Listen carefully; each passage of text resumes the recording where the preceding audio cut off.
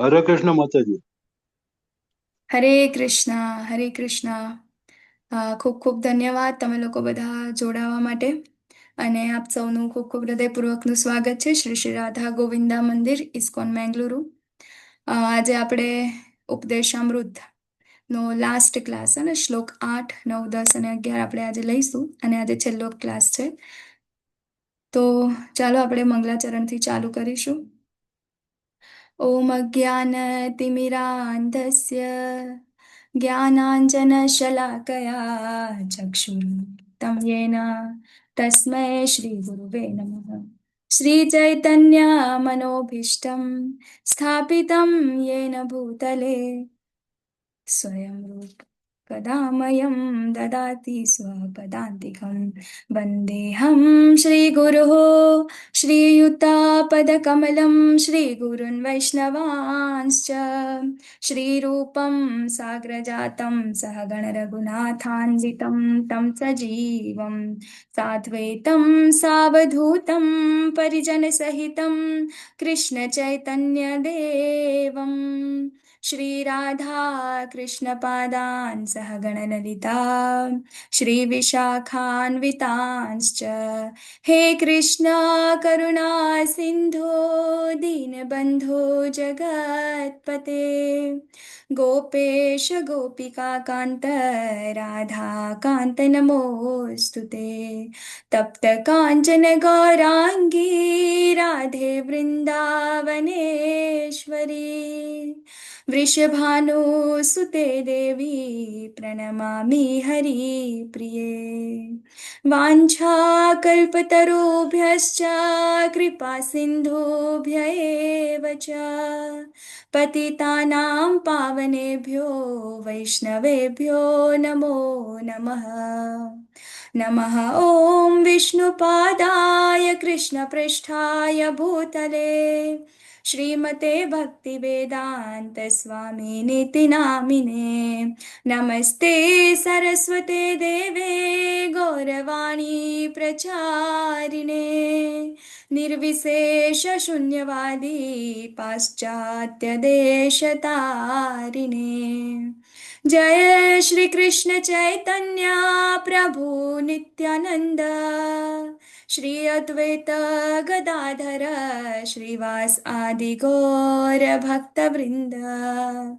हरे कृष्णा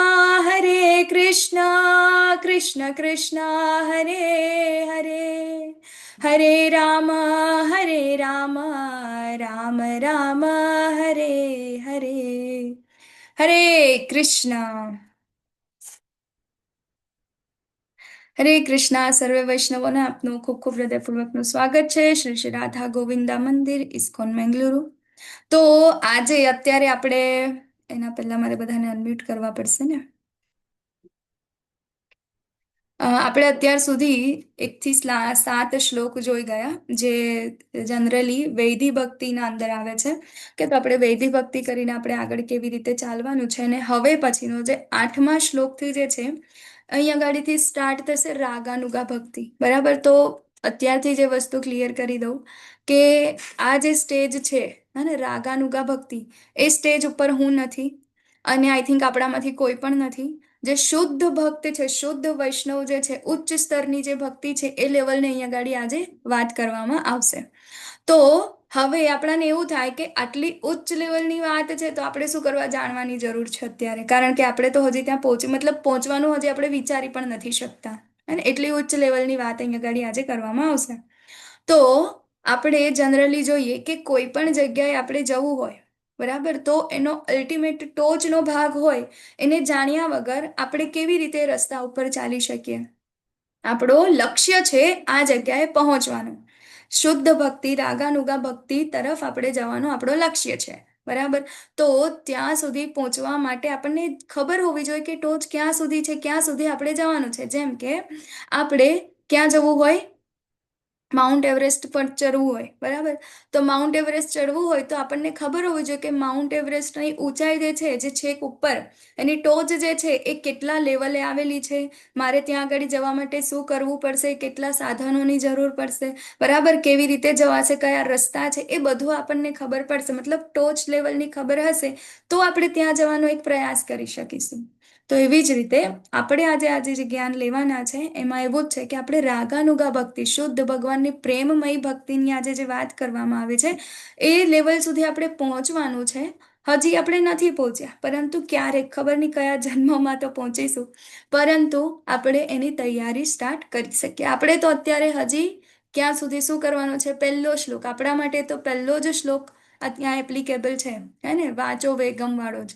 આપણે હજી ત્યાં જ અટકેલા છે. એ આપણો ક્લિયર થશે પછી આપણે બીજું અહીં આગળ આપણે આવી શકીશું. કારણ કે રાગાનુગા ભક્તિના અંદર એ જ લોકો આવી શકે છે જે લોકો વૈદિક ભક્તિના અંદર ઉત્તીર્ણ થઈ ગયા હોય. વૈદિક ભક્તિ એટલે કે આપણે શાસ્ત્રને અનુસરીને અત્યારે આપણે જે કરીએ છીએ, બરાબર? તો એ ભક્તિના અંદર આપણે ઉત્તીર્ણ થઈ ગયા હોય. વૈદિક ભક્તિ કે જે 1 થી 7 શ્લોકના અંદર આપણને કીધું છે કે જેને એના પોતાના મન અને ઇન્દ્રિયો પર કંટ્રોલ મેળવી લીધો છે, એને આપણે કહીશું વૈદિક ભક્તિ. હજી આપણે તો વૈદિક ભક્તિમાં પણ જસ્ટ શું કર્યું છે? એક પગલું માંડવાની શરૂઆત કરી છે, પગલું નથી માંડ્યું. કે તો આપણે સ્ટાર્ટ કરીશું શ્લોક નંબર 8. એના પહેલા ગઈ વખતે આપણે જે શ્લોક નંબર 6 અને 7માં જે કર્યું હતું, કોઈને યાદ છે રિવિઝન? હરે કૃષ્ણ. યસ રીટા માતાજી, હરે કૃષ્ણ. હરે કૃષ્ણ માતાજી. આપણે 5મા શ્લોકમાં કનિષ્ઠ અધિકારી, મધ્યમ અધિકારી તથા ઉત્તમ અધિકારી વિશે સમજ્યા. એમાં કનિષ્ઠ અધિકારી છે તે ફક્ત અર્ચા વિગ્રહની જ પૂજા કરતા હોય છે, પરંતુ જો તે આગળ વધવા માંગતા હોય તો મધ્યમ અધિકારી અથવા ઉચ્ચ અધિકારીએ તેને હેલ્પ કરવી જોઈએ. મધ્યમ અધિકારી છે તે ઉચ્ચ અધિકારીને પણ જાણતા હોય છે અને કનિષ્ઠ અધિકારીને પણ જાણતા હોય છે. તે કનિષ્ઠ અધિકારી કરતા થોડાક ઊંચા ભક્ત હોય છે અને ઉત્તમ અધિકારી તે સૌથી શ્રેષ્ઠ હોય છે. અને તેમને આપણે વંદન કરવા જોઈએ, પ્રણામ કરવા જોઈએ. તેના વિશે આપણે તેને માન સન્માન વગેરે આપણે આપવું જોઈએ, તેવું આપણે 5મા શ્લોકમાં સમજ્યા. હરે કૃષ્ણ માતાજી. હરે કૃષ્ણ. થેન્ક યુ માતાજી. યસ, 6થા શ્લોકમાં શું જોયું આપણે? 6 અને 7માં કોઈને યાદ છે? માતાજીએ ખૂબ સરસ આપણને 5મા શ્લોકનું કીધું. આઈ થિંક માતાજીએ બધું કમ્બાઈન જ કહી દીધું છે, 5, 6 અને 7નું. ઓકે, ભક્તોના આપણે શું જોયા હતા? અલગ અલગ ટાઈપ્સ જોયા હતા, કેટલા ટાઈપના ભક્તો છે. એના પછી આપણે જોયા હતા કે એમાંથી શુદ્ધ વૈષ્ણવો, હે ને? આપણે એ લોકો સાથે જે શું કહેવાય, એ ભક્તો છે, ભક્તોની સાથે વ્યવહાર કેવો જોઈએ, કેવી રીતે કરવો જોઈએ. અને 7મા શ્લોકમાં આપણે જોયું હતું કે જે શુદ્ધ વૈષ્ણવ છે, તો શુદ્ધ વૈષ્ણવો સાથે આપણો વ્યવહાર કેવો હોવો જોઈએ. એ લોકોની જો આપણે શુદ્ધ વૈષ્ણવોની આપણે જો નિંદા કરીશું કે કંઈ પણ કરીશું તો એને શું કહીશું? આપણે અપરાધ કહેવાશે, બરાબર? એ નામ અપરાધમાં આવશે. અને જ્યારે આપણે શુદ્ધ વૈષ્ણવોનો અપરાધ કરીશું તો શું થશે? આપણે ભક્તિમાં આગળ નહીં વધી શકીએ. પછી આપણે એ પણ જોયું હતું કે આપણે શુદ્ધ ભક્તોને ભૌતિક દ્રષ્ટિથી આપણે ન જોવા જોઈએ, અને આપણે એમને આધ્યાત્મિક દ્રષ્ટિથી જોવા જોઈએ કે લોકો આધ્યાત્મમાં અંદર ભક્તિમાં કેટલા ઉત્તીર્ણ છે એ જોવું જોઈએ. કે એમનો બાહ્ય દેખાવ, કે એમનો રૂપ કેવો છે, કયા દેશમાં રહે છે, કઈ જાતિમાંથી આવે છે, એ બધી વસ્તુને આપણે જોવાનું નથી. તો એ રીતે આપણે ગઈ વખતે વાત કરી હતી ભક્તો કયા કયા ટાઈપના બધા ભક્ત છે ને એના અંદરથી શુદ્ધ ભક્તની પણ આપણે વાત કરી હતી. આજે હવે આપણે વાત કરીશું 8મો. જેવી રીતે મેં તમને આગળ કીધું એવી રીતે આજે જે 8મો, 9મો, 10 અને 11મો જે શ્લોક છે, ખૂબ ઉચ્ચ લેવલની ભક્તિનો જે સ્ટેજ છે એની વાત કરવામાં આવી છે. ત્યાં સુધી હજી આપણા કોઈ જ પહોંચ્યા નથી, બરાબર? તો આપણે જોઈએ તન્નામરૂપ ચરિતાદિસુ કીર્તનાનું સ્મૃત્યોઃ ક્રમણે રસના મનસી નિયોજ્ય તિષ્ઠન વ્રજેતનુ તદનુરાગ જનાનુગામી કાલમ નયેદખિલમ મિત્યુપદેશસારમ. અહીંયા ગાડી આપણને આજે આની સ્લાઇડ આપણી પાસે નથી, એટલા માટે આપણે એને ડેટાબેઝમાંથી જ લીધો છે.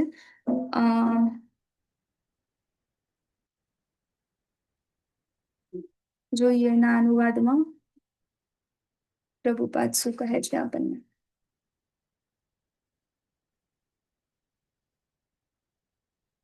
અનુવાદ બાય શ્રીલા પ્રભુપાદની જય. સર્વે ઉપદેશોનો નિચોડ એ છે કે દરેક વ્યક્તિએ આખા દિવસના 24 કલાકનો ઉપયોગ સરસ રીતે સંકીર્તન કરવામાં અને ભગવાનના દિવ્ય નામ, દિવ્ય રૂપ, ગુણ અને સનાતન લીલાઓનું સ્મરણ કરવામાં કરવો જોઈએ, જેથી ધીરે ધીરે પોતાના જીભ તથા મન પ્રભુ પરાયણ રહે. આ રીતે દરેકે વ્રજ એટલે કે ગોલોક વૃંદાવન ધામમાં વસવું જોઈએ અને ભક્તોના માર્ગદર્શન નીચે કૃષ્ણની સેવા કરવી જોઈએ. ભગવાનની ભક્તિમય સેવામાં જે ગાઢ રીતે સંકળાયેલા હોય છે તેવા પ્રભુના પ્રિય ભક્તોના પગલાને દરેકે અનુસરવું જોઈએ. બરાબર. અહીંયા ગાડી પ્રભુપાદ આપણને કહે છે કે જે લોકો ભક્તિના અંદર ઉત્તીર્ણ શુદ્ધ ભક્ત થઈ ગયા છે, કે જે લોકો વૃંદાવન ગોલોકના અંદર વાસ કરે છે, વૃંદાવનવાસી જે વ્રજવાસી છે, કે જે લોકો ભગવાનની જે ભક્તિ છે પ્રેમ ભક્તિના અંદર છે, તો અહીંયા એમને એવું કીધું છે કે આપણે એનું અનુસરણ કરવું જોઈએ, એટલે કે એમના પગલે ચાલવું જોઈએ, એટલે કે આપણે એને રાગાનુગા, બરાબર, જેનું અનુગમન જેનું કરવું જોઈએ, બરાબર, જેને ભગવાનના અંદર રાગ છે એનું અનુગમન એટલે રાગાનુગા, તો આપણે એ પ્રમાણેની ભક્તિ અહીંયા કરવું જોઈએ, એમના પગલે ચાલવું જોઈએ. બરાબર. તો હવે આપણે થોડુંક આગળ થોડું જઈએ. બરાબર. તો આપણે સૌથી પહેલા શ્લોકના અંદર આપણે જોયું હતું, બરાબર, પહેલા 2 શ્લોક હતા એના અંદર 6 વસ્તુ હતી કે જેને આપણે નથી કરવાની. બરાબર, કે જે 6 વેગ હતા, 6 વસ્તુ હતી જે આપણા ભક્તિ માટે કેવી છે, પ્રતિકૂળ છે, એને અનુકૂળ નથી, તો એને આપણે શું કરવું જોઈએ, એનો ત્યાગ કરવો જોઈએ. એના પછી 3જા શ્લોકમાં આપણે જોયું 6 અનુકૂળ કાર્ય છે જે આપણે કરવાના છે, જે ભક્તિના અંદર આપણને આગળ લઈ જાય છે. પછી 4થા શ્લોકના અંદર આપણને કીધું છે કે આપણે ભક્તોની સાથે સંબંધ કેવો રાખવો જોઈએ, અને 5મા શ્લોકના અંદર આપણને કીધું ભક્તોના ટાઈપ્સ, જેવી રીતે અત્યારે આપણે આગળ થોડુંક ચર્ચા કરીએ એ રીતે. અને હવે જે 8મા શ્લોકના અંદર છે એ ઉચ્ચ લેવલની ભક્તિની આપણને અહીંયા આગળ વાત કરી છે. બરાબર. તો આગળ મેં તમને કીધું એવી રીતે કે આની વાત આપણે શેના માટે કરીએ છીએ, કારણ કે આપણને લેવલ ખબર હોય કે આપણે ક્યાં સુધી જવાનું છે. તો આ જાણીને એટલીસ્ટ આપણને આપણું લેવલ તો ખબર પડી જ જશે કે આપણે ક્યાં જવાનું છે. આપણે જ્યારે નવા ભક્તિના અંદર જોડાઈએ, આપણને ખબર હોય હું તો 16 માળા કરું છું અને અમે 4 નિયમોનું ફોલો કરીએ છીએ, અમે રોજ મંગલા આરતીમાં ઉઠીએ છીએ, અમે લોકો શાસ્ત્રનું પઠન વાંચન કરીએ છીએ, અમે બહુ શુદ્ધ ભક્ત છીએ. અમે તો શું કહેવાય, અમે તો કોઈની નિંદા કરતા નથી, અમે તો આમ છે ને અમે તો તેમ છે, અમે બહુ શુદ્ધ, બહુ સિનિયર ભક્ત છે અમે લોકો, અને એવું આપણે માનતા હોઈએ. પરંતુ જ્યારે અહીંયા આપણે જોઈશું ત્યારે ખબર પડશે આપણે બહુ નિમ્ન કક્ષાના છે, અને ઇવન આપણે તો કનિષ્ઠમાં પણ નથી આવી શકતા. હજી કનિષ્ઠના લેવલથી ધીરે ધીરે આપણે આગળ વધવાનું છે. બરાબર. તો અહીંયા ગાડી શું કહે છે કે આ શું છે, સમસ્ત ઉપદેશોનો સાર છે. જેટલા પણ ઉપદેશ અત્યાર સુધી આપણને મળ્યા છે એ ઉપદેશોના અંદર કહેવાયું છે કે આ સમસ્ત ઉપદેશોનો સાર છે. શું? રાગાનુગા ભક્તિ. બરાબર, કે ભગવાનની પ્રેમમય ભક્તિ, ઉચ્ચ લેવલની ભક્તિ અને ભક્તિની પરાકાષ્ઠા.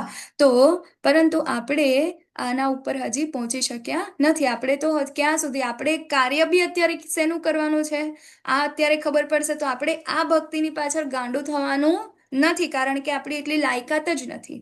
આપણે શેના ઉપર કામ કરવાનું છે, આપણે પહેલા શ્લોક પર જ કામ કરવાનું છે અત્યારે. વાચો વેગમ મનસઃ ક્રોધ વેગમ. બરાબર. જ્યાં સુધી આપણું તે પૂરું નહીં થાય ત્યાં સુધી આપણે બીજા શ્લોક પર પણ નહીં આવીશું. તો આપણે એની પ્રેક્ટિસ કરવાની છે, વૈદી ભક્તિની. બરાબર. તો અહીંયા આગળ પ્રભુપાદ એમના ભાવાર્થના અંદર કહે છે કે આ બધું જે છે એ કોણ કરાવે છે, મનુષ્યનું મન કરાવે છે. એ કેમ નથી થઈ શકતા, આપણાથી વૈદી ભક્તિના નિયમો કેમ ફોલો નથી થઈ શકતા, કારણ કે આપણા મનના કારણે આપણે વારંવાર શું થઈ જઈએ છે, આના અંદર પડી જઈએ છે, ભૌતિક વસ્તુના અંદર. એ મન જે છે, મનુષ્યનું મન જે છે એ 2 પ્રકારે કાર્ય કરે છે. બરાબર. કયા કયા 2 પ્રકારે કાર્ય કરે છે? હેન્ડ રેઝ કરીને જવાબ આપજો. મનુષ્યનું મન કયા 2 પ્રકારે કાર્ય કરે છે? યસ, મીરા માતાજી, હરે કૃષ્ણ. હરે કૃષ્ણ. દુશ્મન તરીકે અને મિત્ર તરીકે. હરી બોલ. બરાબર. દુશ્મન તરીકે અને મિત્ર તરીકે. તો દુશ્મન શા માટે અને મિત્ર શા માટે? બરાબર. તો એટલા માટે કે આપણને આપણા લક્ષ્ય સુધી પહોંચવા માટે જે ખલેલ પહોંચાડે, જે બાધારૂપ બને, એટલે એને શું કહીશું આપણે? દુશ્મન છે. અને બીજું કે આપણા લક્ષ્ય સુધી પહોંચવામાં આપણને હેલ્પફુલ થાય, આપણને મદદ કરે છે, તો આપણે એને શું કહીશું? મિત્ર કહીશું, બરાબર. તો હવે આપણું મન જે છે બંને રીતે આપણને કામ કરે છે. જો મન વગર આપણે ભક્તિ નહીં કરી શકીએ, કારણ કે ભગવાન શું કહે છે કે તારું મન મારામાં લગાડ, બરાબર. આપણે જો મન નહીં લગાવીશું તો પછી આપણે ભક્તિ જ નહીં કરી શકીશું, બરાબર. તો અહીંયા ગાડી આપણે મનને આપણે શું કરવાનું છે, ફ્રેન્ડ બનાવવાનું છે, આપણું મિત્ર બનાવવાનું છે. અત્યાર સુધી આપણું મન શું છે, આપણું દુશ્મન છે. કેમ આપણું મન કેમ આપણું દુશ્મન છે? કેમ આપણી આ જે અલ્ટિમેટ આપણો જે ગોલ જે છે ભગવાનની પ્રેમમય ભક્તિ પ્રાપ્ત કરવાનો, એ ગોલના અંદર કેમ બાધારૂપ બને છે? તો એનું કારણ છે કે આપણે આગળના અસંખ્ય કેટલા બધા જન્મો સુધી આપણે શું કર્યું છે, એવા સંસ્કાર પ્રાપ્ત કર્યા છે. સંસ્કાર એટલે શું?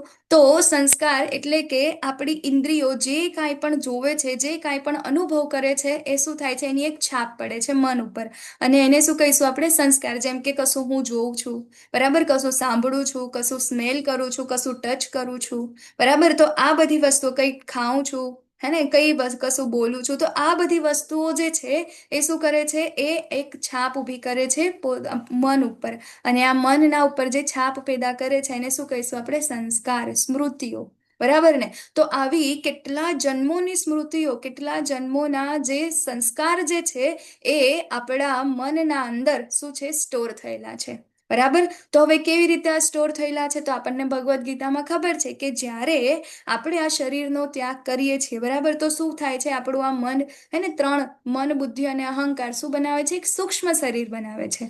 અને એ સૂક્ષ્મ શરીર એટલે શું? તો એ આપણું શું છે, સોફ્ટવેર છે, કે જ્યાં આગળ આપણા બધા જ ડેટા શું થાય છે, એકત્રિત થાય છે, બરાબર. તો આ બધા ડેટા ત્યાં એકત્રિત થાય છે એટલે શું થાય છે, નેક્સ્ટ બર્થના અંદર પણ એને ડેટાને ત્યાં લઈ જાય છે, ટ્રાન્સફર કરે છે. હવે શું થાય છે, અહીંયાના ડેટા અહીંયા ટ્રાન્સફર કરે છે, હજી બીજો એક જન્મ આવે છે, એના બી એડ થાય છે, પછી એમાં ડેટા ટ્રાન્સફર કરે છે. એટલે શું થાય છે, કેટલા બધા જન્મોના આપણા જે આ સંસ્કાર છે એ બધાને શું કરે છે, મન એની પાસે રાખે છે, અને શું કરે છે, એને મિક્સ કરીને આપણને અલગ અલગ અલગ અલગ સપનાઓ અને વિચાર કરાવે છે. એટલા માટે આપણું મન કેવું રહે છે, હંમેશા વિચલિત રહે છે. એટલા માટે કહેવાય કે એક દિવસના અંદર મનુષ્યને હજારો કરોડો શું આવે છે, વિચાર આવે છે, બરાબર. કેમ? કારણ કે મન હંમેશા વિચલિત રહે છે. વિચલિત કેમ રહે છે? કારણ કે એની પાસે એટલું બધું સ્ટોર હાઉસ જ એટલું બધું છે, તો એ બહાર ક્યાં કાઢે, બરાબર. તો એની પાસે સંસ્કાર એટલા બધા છે, કેટલી બધી વસ્તુઓ એને સ્ટોર કરીને રાખી છે. એટલા માટે ક્યાંક ને ક્યાંક આપણને જ્યારે સપના આવતા હોય ને, ત્યારે એ સપનામાં પણ આપણને એ જ જોવાય જે આપણા મનમાં હોય. જેમ કે કોઈ વ્યક્તિ એક દિવસે પહાડ જુએ છે, અને એ શું કહેવાય, બીજી બાજુ એને શું કહેવાય, બીજા દિવસે કે એ જ દિવસે કંઈક સોનું પણ જુએ છે. તો હવે રાત્રે એને સપનું શું આવશે, સોનાનું પહાડ દેખાશે, બરાબર. તો એવી જ રીતે આપણું મન જે છે શું કરે છે, આ જેટલા બી સંસ્કારો જે છે એને મિક્સ મેચ કરી અને આપણને સપના બતાવશે, બધા વિચારો કરાવશે, બરાબર. તો એવી જ રીતે આપણે આ જે મન જે છે આપણને આવી જ રીતે શું કરે છે, દુશ્મન બની બેઠું છે આપણું, બરાબર. તો હવે મનનું અહીંયા શું કરવા, મનની વાત કરવામાં આવી છે. શા માટે આપણે શું કહેવાય, મન ઉપર આટલું બધું ધ્યાન આપવું જોઈએ? તો અહીંયા ગાડી ભગવદ્ ગીતાના અંદર, ભગવદ્ ગીતા 8.6 યાદ છે કોઈને? શ્લોક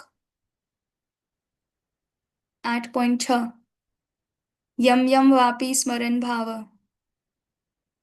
યાદ છે? અરે બોલ, ફરીથી લેવલ 1 લેવલ 2 માં જવું પડશે આપણે, હે? બોલો.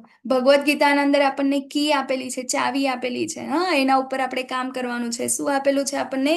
યમ યમ વાપી સ્મરણ ભાવમ ત્યજ્ય અન્ય અંતે કલેવરમ તત્તપ એવંતિ કૌંતેય સદા તદ્ભાવ ભાવિત. એટલે કે આપણે જ્યારે મૃત્યુ માતાજી અવાજ નહીં સમયે, સંભળાતો નેટ હલો, હરે કૃષ્ણ. આવે છે માતાજી, બરાબર આવે છે. બરાબર છે મેમ, બરાબર. તમારું નેટવર્ક માતાજી થોડું પ્રોબ્લેમ હશે. ઓકે.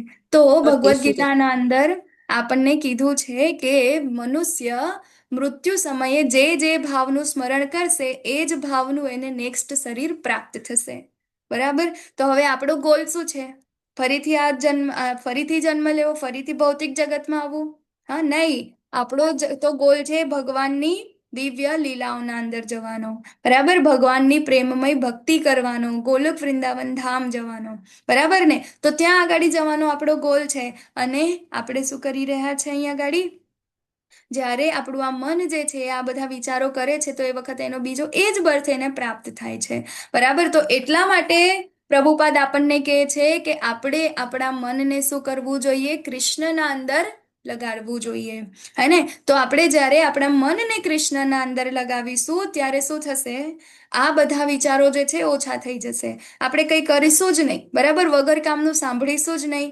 જે કૃષ્ણના કામનું નથી એ જોઈશું જ નહીં. કૃષ્ણના કામનું નથી એ બોલીશું જ નહીં. કૃષ્ણના કામનું નથી એની સ્મેલ જ નહીં લઈએ.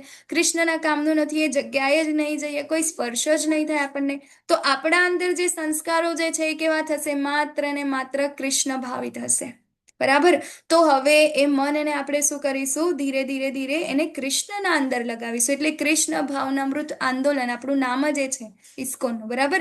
કૃષ્ણ ભાવનામૃત આંદોલન, હે ને? તો આપણે કૃષ્ણ ભાવનામૃત એટલે આપણી ચેતના જે છે એને આપણે શું કરવાની છે? કૃષ્ણમયી બનાવવાની છે. તો જેના કારણે આપણા વિચારોના અંદર આપણી મન અને ઇન્દ્રિય શું થશે? કૃષ્ણ ભાવિત થશે. અને ત્યારે પછી છેલ્લે ભગવાને કીધું છે, શું કીધું છે? મન્મના ભવ મદ્ભક્તો મધ્યાજી મામ નમસ્કુરુ, બરાબર? કે જે લોકો મારું સ્મરણ કરે છે, મને અંતકાળે મને મારું સ્મરણ કરે છે તેને હું પ્રાપ્ત થાઉં છું, બરાબર? તો 2 શ્લોક આપણને અહીંયા ભગવદ્ ગીતામાં જોવા મળે છે. જે વસ્તુનું સ્મરણ કરે છે એ બર્થ મળે છે. ભગવાન એવું પણ કહે છે કે જે મારું સ્મરણ કરે છે ને હું મળું છું, બરાબર? તો આપણો ગોલ શું છે? આપણનો ગોલ છે ભગવાનને પ્રાપ્ત કરવાનો, ભગવાનનું ગોલોકધામ પ્રાપ્ત કરવાનો, બરાબર? તો અહીંયા આગળ શું કહેવાય? આગળના શ્લોકના અંદર પણ આવશે. જેમ કે આપણે ગોલ જે છે આપણો બહુ હાઈ લેવલનો છે, હે ને? કે આપણે પેલો ગોલોક ચાર્ટ આપણે જોયો ને, તો ગોલોક ચાર્ટના અંદર જે આપણે કહીએ ને ગોલોક ધામ, બરાબર? તો ગોલોક ધામના અંદર પણ ટોટલ 3 ભાગ છે. ગોલોક ધામના અંદર પેલું છે દ્વારિકાપુરી, પછી છે મથુરાપુરી, અને એના પછી છે આપણું વૃંદાવન, બરાબર? ગોલોક વૃંદાવન ધામ. તો હવે જે આપણા ગૌડીય વૈષ્ણવો છે એને ગોલોક વૃંદાવન ધામ જવાની ઈચ્છા હોય છે. ગોલોક વૃંદાવન ધામના અંદર પણ બે પ્રકાર છે, બરાબર? 2 ભાગ છે. એક છે ભગવાનનું ગોલોક વૃંદાવન ધામ અને બીજું છે માયાપુર ધામ, બરાબર? જે હું આધ્યાત્મિક જગતની વાત કરી રહી છું, બરાબર? તો ત્યાં આગળ આપણા ગૌડીય વૈષ્ણવો છે એમને ગોલોક વૃંદાવન ધામ જવાની ઈચ્છા હોય છે, નહીં દ્વારકામાં કે નહીં મથુરામાં. આગળના શ્લોકના અંદર આવશે, 9મા શ્લોકના અંદર આગળ. મેં તો જસ્ટ તમને હિન્ટ આપી. ઓકે, તો હવે આપણે આપણા મનને કેવી રીતે મિત્ર બનાવવું જોઈએ, બરાબર? તો એ આપણે અહીંયા ગાડી જોયું કે ભૌતિક ઈચ્છાઓનો ત્યાગ કરીને, પછી બીજું શું? શાસ્ત્રના નિયમોનું પાલન કરીને, વૈધિ ભક્તિ કરીને, અને ભક્તિના નિયમોનું પાલન કરીને, કૃષ્ણનું નામ જાપ કરીને, કૃષ્ણનું સ્મરણ કરીને, બરાબર? તો આપણે શું કરીશું? આપણા મનને ભક્તિના અંદર, કૃષ્ણના અંદર લગાડીશું. મન વગર આપણે ભક્તિ કરી શકીશું નહીં.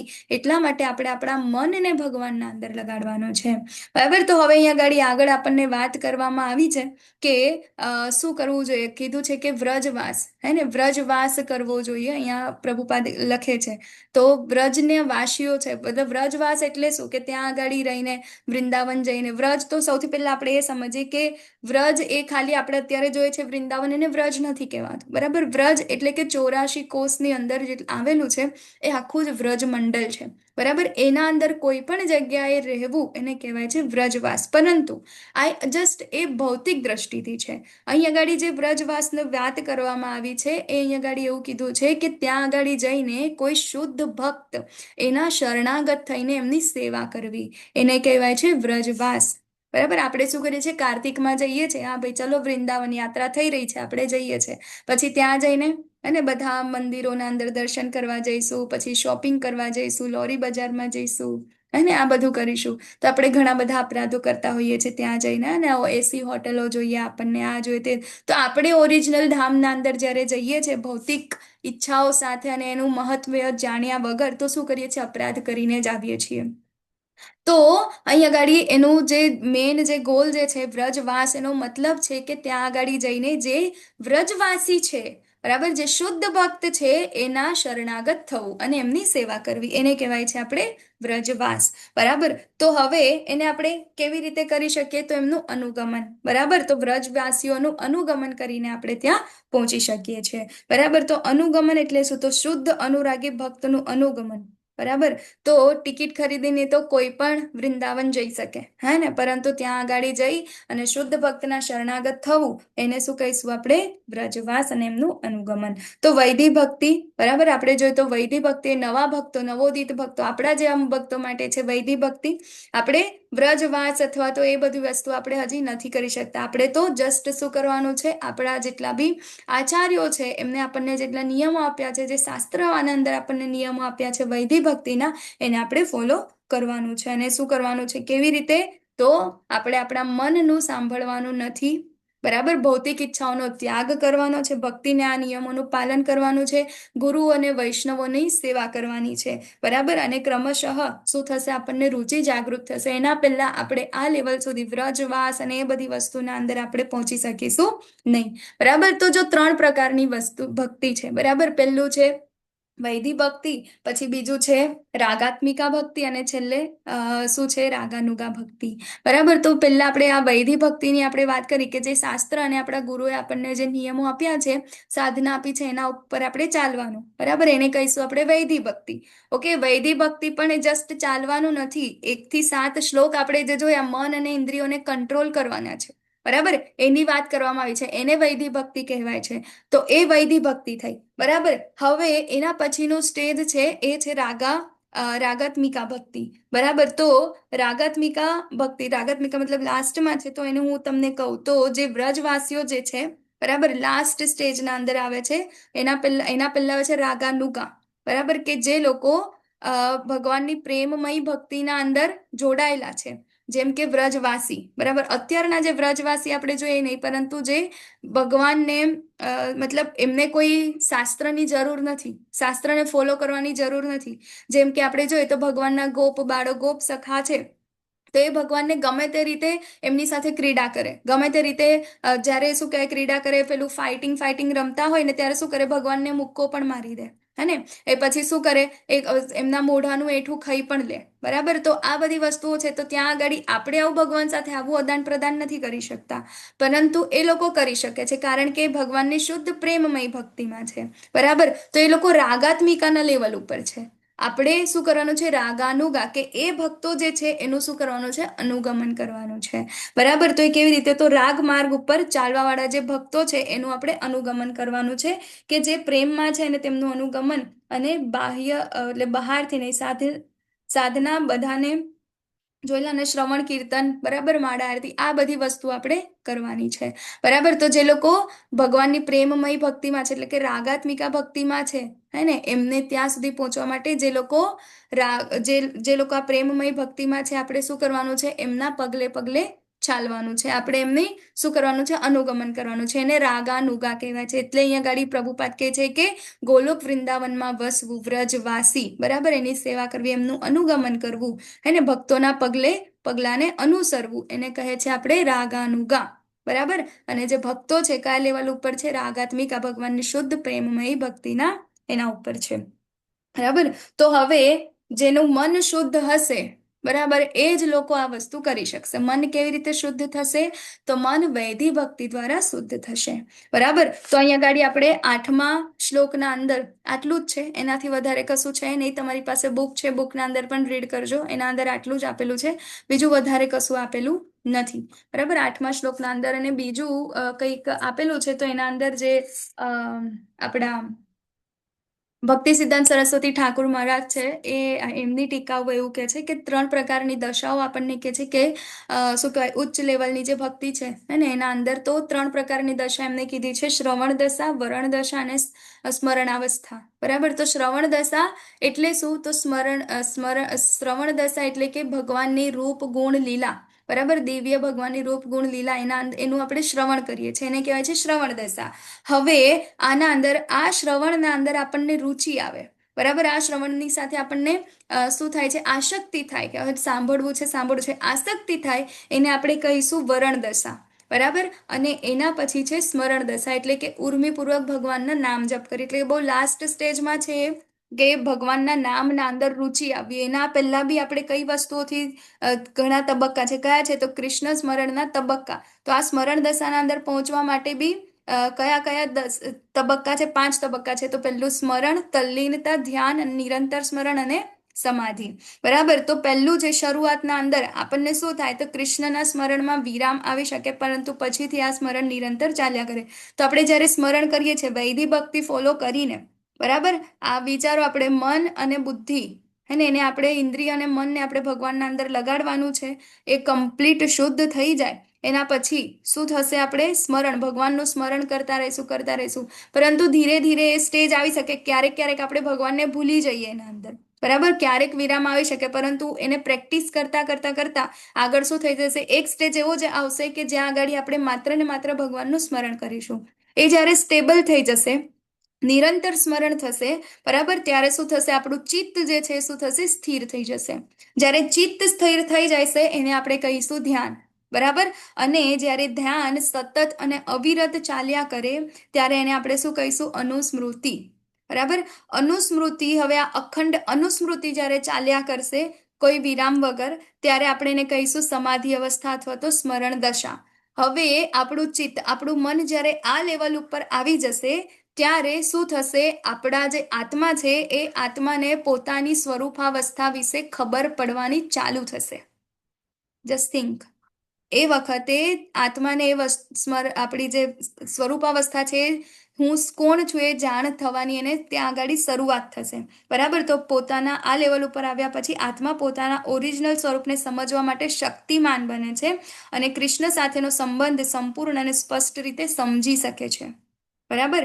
અને આને આ જે લેવલ આપણે પાર કરી દઈએ એને શું કહીશું, સંપત્તિ દશા અથવા તો જીવનની પૂર્ણતા, બરાબર. તો આપણે જીવનની પૂર્ણતા સુધી બહુ લોંગ સફર છે આપણા માટે, બરાબર.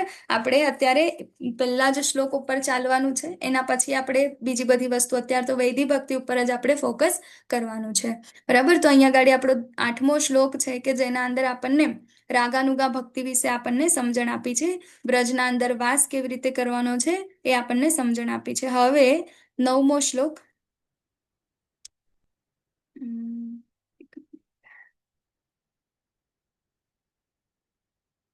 આમાં ખબર પડે છે ને, હું જે 8મા શ્લોકના અંદર આપણે જે વાત કરીએ એમાં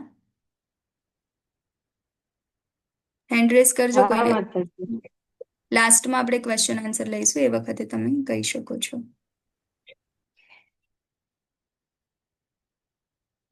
ખૂબ નાના છે, પરંતુ જો આ જે અત્યારે આપણે જે કરી રહ્યા છે ને એ જસ્ટ આપણને જે અંદર કીધું છે ને એ આપણે ખાલી બોલી રહ્યા છે, બરાબર. આનો અનુભવ મને પણ નથી કે તમને પણ નથી, અને આ લેવલ ઉપર આપણે છે પણ નથી. આપણે જસ્ટ જાણવાનું છે, અને ના બી ખબર પડે ને તો પણ કોઈ વાંધો નથી, બરાબર. કારણ કે આપણને ખબર શું પડવી જોઈશે, 1 થી 7 શ્લોકની, હા ને. એ વખતે એ પહેલા શ્લોકમાં આપણને એટલીસ્ટ ખબર પડી જાય તો પણ વાંધો નથી, બીજી બધી વસ્તુ તો એની ઓટોમેટિક પછી થશે, હા ને. આ જે અત્યારે 8, 9, 10, 11 જે શ્લોક છે એમાં ખબર ના પડે તો કોઈ વાંધો નથી, કારણ કે બહુ ઉચ્ચ લેવલનું છે જે આપણી લાયકાત જ નથી કે આપણે એને સમજી શકીએ, બરાબર. આપણે જસ્ટ ખાલી આ જાણીએ છીએ, પ્રભુપાદ અને એમની કૃપાથી આપણે જસ્ટ એને જાણી શકીએ છીએ, બરાબર. તો આગળ આપણે તમને કીધું એ વૈદિક ભક્તિ, બરાબર. નો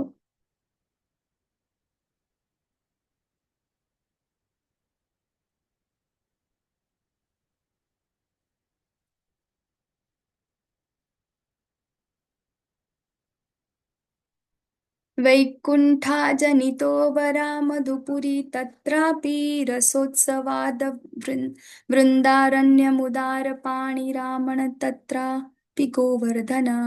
यस भवसिंधु प्रभुजी, हरे कृष्ण. માતાજી સ્લાઇડ નથી દેખાતી. નથી દેખાતી? ના, ઉપદેશ અમૃત નહીં, એ પહેલી સ્લાઇડ જ બતાવે છે તમારી જે અત્યારનો શ્લોક. એવું છે? ચેન્જ નહીં થયો. હા, એક મિનિટ.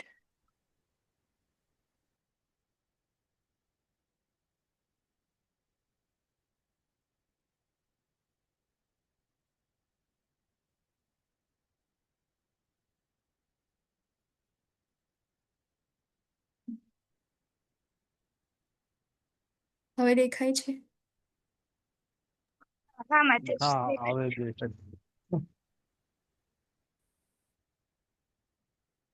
આ શ્લોક થોડા ટફ છે વાંચવામાં, પણ ટ્રાય કરીએ આપણે, બરાબર.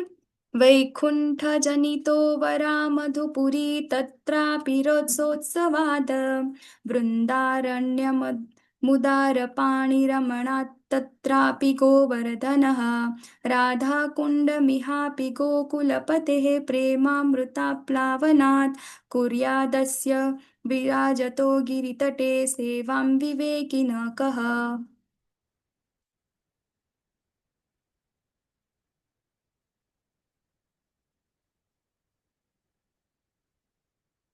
સ્લાઇડ ચેન્જ થાય છે?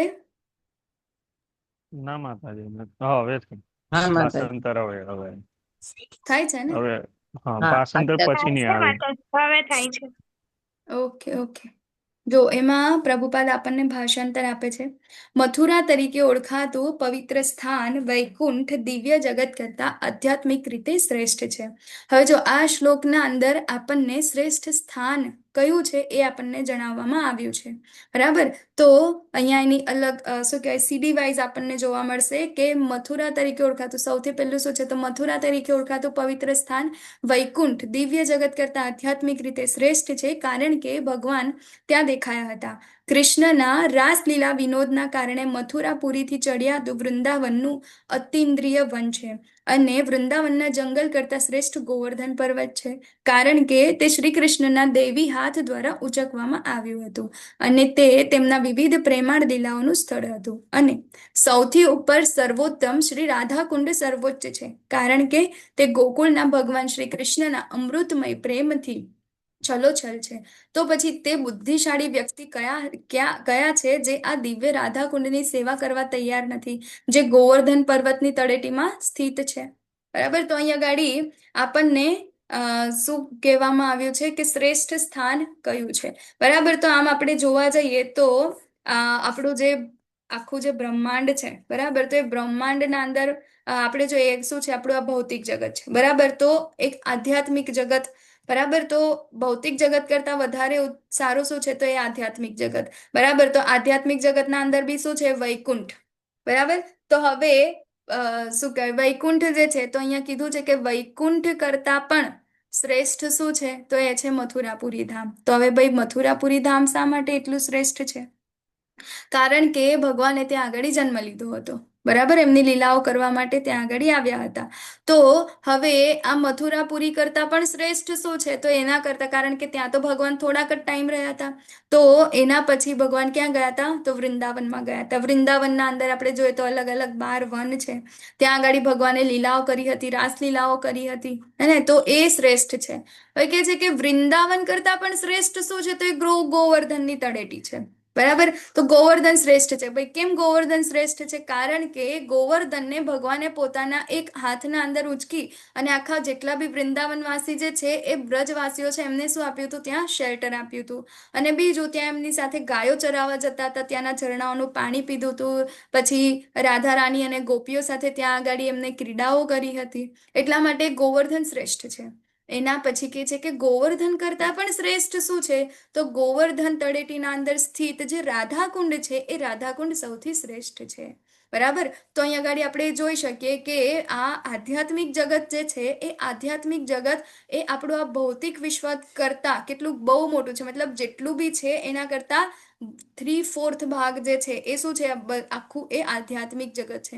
અને આધ્યાત્મિક જગતના અંદર પણ વૈકુંઠ ધામ અને એના કરતા પણ વધારે શું મતલબ બહુ અહીંયા ગાડી હે ને જે ગોવર્ધનની તળેટીના અંદર સ્થિત જે રાધા રાણીનું જે રાધાકુંડ જે છે અને એ સૌથી પવિત્ર છે. પવિત્રમાં પવિત્ર સ્થાન એ શું છે અહીંયા રાધા રાણીનું આ રાધાકુંડ છે બરાબર. તો હવે આપણે જોઈએ કે ભાઈ ભૌતિક જગત કરતા વૈકુંઠ ધામ કેમ શ્રેષ્ઠ છે? કારણ કે ખબર છે કે ભૌતિક જગત એ 3 ભગવાનની શક્તિ જે છે એનાથી આચ્છાદિત છે બરાબર. તો ત્યાં આગળ જે આધ્યાત્મિક જગત છે વૈકુંઠ જે ધામ છે ત્યાં આગળ આ 3 સમસ્યાઓ જે આપણી 4 સમસ્યાઓ છે જન્મ મૃત્યુ જરા વ્યાધિ ત્યાં અડતી નથી બરાબર. તો આ બધી વસ્તુઓ ત્યાં હેરાન નથી કરતી એટલે એ કેવું છે સારું છે. 3 ગુણોથી ઉપર છે એટલે એ સારું છે.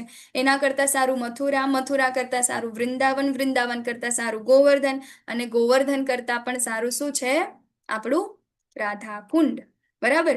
તો અહીં આગળ આપણે જોઈએ આપણે જે કીધું છે હા ને તો હવે રાધાકુંડ જે છે એ સૌથી શ્રેષ્ઠ સ્થાન આપણને કહેવામાં આવ્યું છે. તો રાધાકુંડ ગોવર્ધનના તળેટીમાં બધા કરતા ચડિયાતા છે, કારણ કે ત્યાં કે કૃષ્ણનો પ્રેમ છલકાય છે. બરાબર, ઉન્નત ભક્તો રાધાકુંડમાં રહેવાનું પસંદ કરે છે, કારણ કે આ સ્થાન કૃષ્ણ અને રાધા રાણી એની રતિ વિલાસ વચ્ચેના શાશ્વત પ્રેમ ભર્યા સંબંધોની ઘણી યાદોનું સ્થળ છે. બરાબર, તો આપણે અહીંયા આગળ નોર્મલી આપણે જ્યારે અહીંયા જતા હોય, બરાબર, રાધાકુંડને એવી રીતે, તો રાધાકુંડના અંદર આપણે જ્યારે જઈએ છીએ ત્યારે આપણને એનું જો મહત્વ ખબર ના હોય તો આપણે ત્યાં આગળ જસ્ટ કચરો કરીને આવીએ છીએ. બરાબર, ત્યાં આગળ એના અંદર પાણીના અંદર પગ નાખવો, આ તે બધું, હે ને. તો આ જે છે એ અહીંયા ગાડી નથી. તો આપણને ચૈતન્ય મહાપ્રભુ જે છે એ આપણને શીખવે છે કે આપણે જે ગૌડીય વૈષ્ણવો છે એમને રાધાકુંડનું શું ખબર છે, એમની મહત્વ ખબર છે.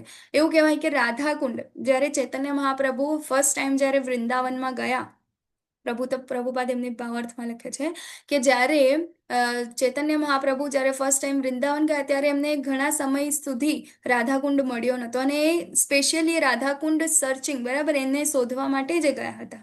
બરાબર, તો ઘણા સમય પછી એમને ત્યાં આગાડી ગયા અને એક નાનું તળાવ જેવું હતું, બરાબર, ત્યાં એ ગયા અને પછી એમને ત્યાં સ્નાન કર્યું અને એમને ખબર પડી, પ્રેમની અનુભૂતિ થઈ ત્યાં. એટલે પછી એમને કીધું કે આ જગ્યા ઉપર રાધાકુંડ હતો. અત્યારે આપણે જે રાધાકુંડ જોયો છે, પહેલા ચૈતન્ય મહાપ્રભુએ નથી આ એના પહેલા લોકો ત્યાં આગળ ચોખાની ખેતી કરતા હતા. બરાબર ને, તો પછી એમને ત્યાં આગળ આવી, કારણ કે એમને સાચી જગ્યાની શોધ હતી કે સાચું ખરેખર રાધાકુંડ ક્યાં હતું. બરાબર ને, ત્યારે આવ્યા અને પછી એમને ચૈતન્ય મહાપ્રભુએ એમના અનુયાયી એટલે કે ષડ ગોસ્વામી લોકો છે એમને કીધું કે આ જગ્યાએ રાધાકુંડ હતો.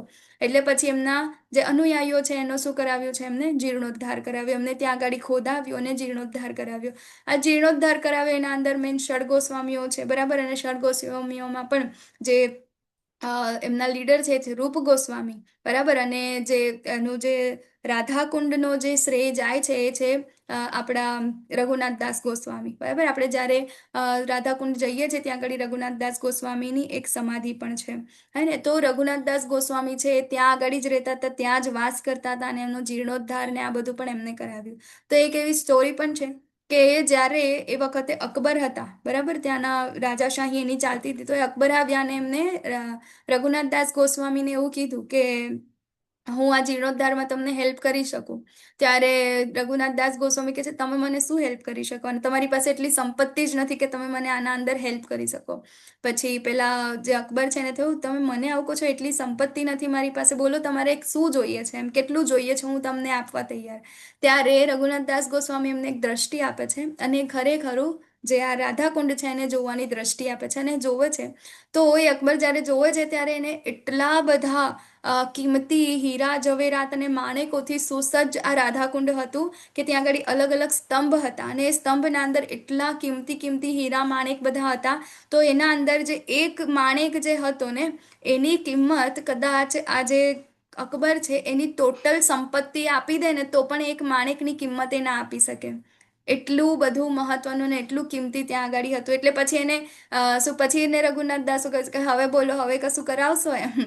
પછી એ શું કરે છે, એને ભાન થાય છે અને પછી એ ત્યાંથી પ્રણામ કરીને પછી જતા રહે છે. તો આટલું મહત્વનું છે રાધાકુંડ, હે ને. એની આ તો જસ્ટ આપણે ભૌતિક રીતે આપણે એમની આ એ જોયું કે કેટલું સમૃદ્ધિવાન છે, તો એવી જ રીતે એમનું મહત્વ પણ ખૂબ વધારે છે, ઘણું બધું છે. એવું કહેવાય કે જે લોકો રાધાકુંડના અંદર એકવાર સ્નાન કરી લે, બરાબર, તો એને ભગવાનની કૃષ્ણની જે ગોપીઓ છે એના જેવો પ્રેમ ત્યાં આગળ પ્રાપ્ત થાય છે. આપણે આગળના 11મા શ્લોકના અંદર આની વાત કરીશું. એના પહેલા અત્યારે શ્લોકના અંદર 9મા શ્લોકમાં આપણે જોઈએ તો એમાં શું કીધું છે આપણને, તો એમાં આપણને પવિત્ર સ્થાનોના અંદર આ જે આપણું રાધાકુંડ છે એની વાત કરવામાં આવી છે, બરાબર. તો ઉન્નત ભક્તો રાધાકુંડમાં રહેવાનું પસંદ કરે છે, કારણ કે અહીંયા આગળ શું થાય છે, ભગવાનની નિત્ય લીલાઓ થાય છે, રતિ વિલાસની લીલાઓ ત્યાં આગળ થઈ રહી છે, બરાબર. પછી રાધાકુંડનો નિવાસ એટલો ઇઝી નથી. અહીંયા આગળ આપણને વાત કરવામાં આવી છે કે રાધાકુંડના નિવાસની વાત કરવામાં આવી છે, બરાબર. તો શું રાધાકુંડમાં જઈને ત્યાં આગળ એક શોપ ખોલી દઈશું, હા ને, કે ચલો તુલસીમાળાની શોપ ખોલી દઈશું, કોઈ બી વસ્તુઓની શોપ ખોલી દઈશું, ત્યાં આગળ ફ્લેટ લઈ લઈશું, ઘર લઈ લઈશું, કે ત્યાં આગળ જઈને રહી લઈશું, એને રાધાકુંડનો નિવાસ કહેવાતું નથી. આ એ સ્ટેજ ઉપર આવે છે જ્યારે આપણે વૈદિક ભક્તિનો જેટલા બી નિયમો છે પૂર્ણ રીતે પૂરા કર્યા હોય અને એના અંદર ઉત્તીર્ણ થઈ ગયા હોય, ત્યારે જઈને આપણને રાધાકુંડનો નિવાસ મળી શકે છે. એમને એમ આપણે એના માટે એલિજિબલ નથી. બરાબર, એટલા માટે આપણા શું કહેવાય, જેટલા પણ આપણા આચાર્યો છે અને આપણા જે ગૌડીય વૈષ્ણવ, આપણે ઇવન ઇસ્કોનના જેટલા ડિવોટીઝ છે, એના માટે તો રાધાકુંડના અંદર સ્નાન કરવું પણ અલાઉડ નથી. બરાબર, ત્યાં આગળ આપણે સ્નાન કરી શકતા નથી, કારણ કે આપણા આચાર્યોએ આપણને એની પરમિશન આપી નથી. બરાબર, તો હવે એવું કેમ, તો શું કહેવાય, એકવાર પ્રભુપાદ છે ત્યારે ત્યાંથી આવ્યા અને જે વિદેશી ભક્તો એમના ત્યાંથી અહીંયા આગળ આવ્યા ત્યારે એમને કીધું કે આ લોકોએ બહુ પેલા એ કર્યા છે પાપ કર્મના, તે બધા રાધાકુંડમાં જઈ સ્નાન કરીને લોકો શું થશે, પ્રેમનો અનુભવ કરશે, ભક્તિ. ત્યારે શું થાય છે, બધા લોકો એવી રીતે અંદર ઉપરથી છલાંગ મારવા લાગ્યા કે શું કે શું કે પેલો સ્વિમિંગ પુલ હોય ને એવી રીતે. એટલે પછી પ્રભુપાદ કે આ લોકો નહીં સુધરે.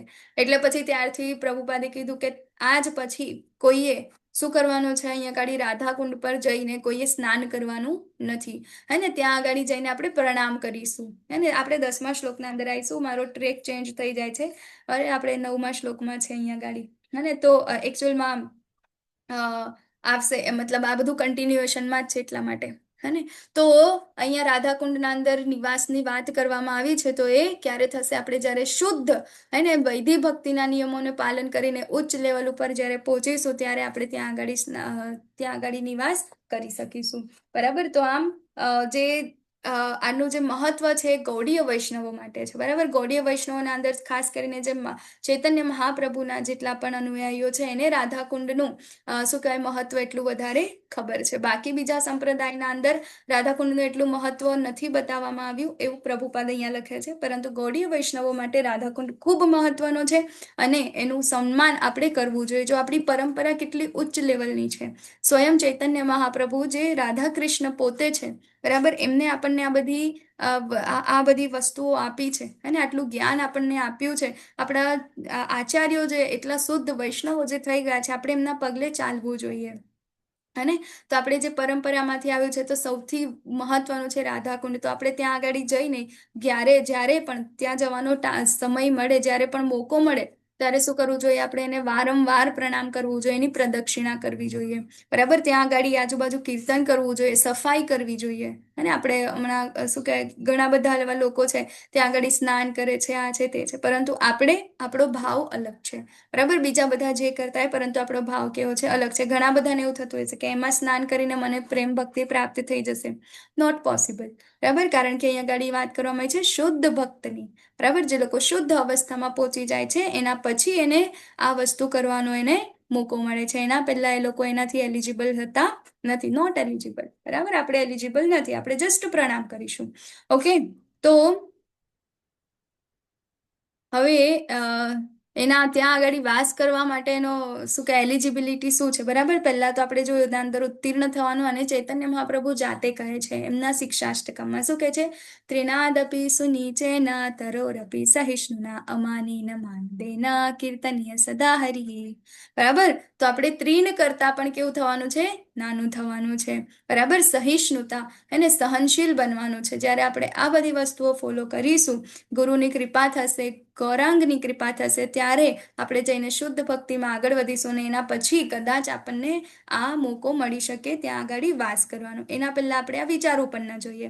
આપણે અત્યારે જસ્ટ શું વિચારવાનું છે, આપણા ગુરુ મહારાજે, આપણા આચાર્યોએ અને આપણા શાસ્ત્રમાં આપણને જે કાંઈ પણ કીધું છે આપણે જસ્ટ એને ફોલો કરવાનું છે, બીજું કાંઈ વધારે કરવાનું નથી.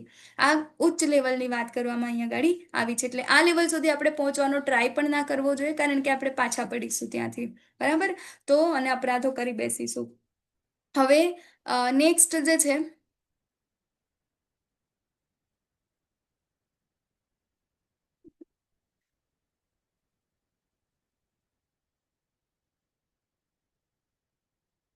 આપણો શ્લોક 10મો.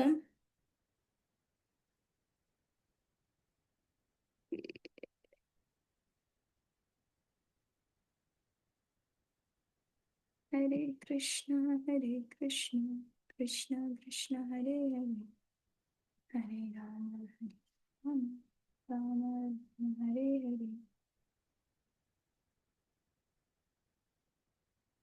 હરે કૃષ્ણ કૃષ્ણ કૃષ્ણ હરે હરે. જોવાય છે સ્લાઇડ? જોવાય છે? ના માતાજી લોડ થાય છે. નથી જોવાતી? ના આવી હા આવશે. દેખાય છે. જોવાય છે માતાજી, 10-11 જોવાય છે ને? જોવાય છે માતાજી. ઓકે.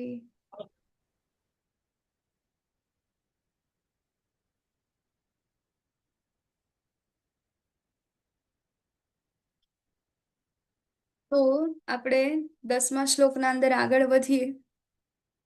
હવે આજે એક તમારા માટે એક અનાઉન્સમેન્ટ છે કે આજે આપણો આ લાસ્ટ ક્લાસ છે અને નેક્સ્ટ ક્લાસ માટેની અમુક શું કહેવાય જે ઇમ્પોર્ટન્ટ અનાઉન્સમેન્ટ છે તમારું લાસ્ટમાં થશે, એટલે બધા છેલ્લે સુધી જોડાયા રહેજો તો તમને નેક્સ્ટ ક્લાસના અંદર શેનો છે શું છે એ બધું તમને ખ્યાલ આવી શકે.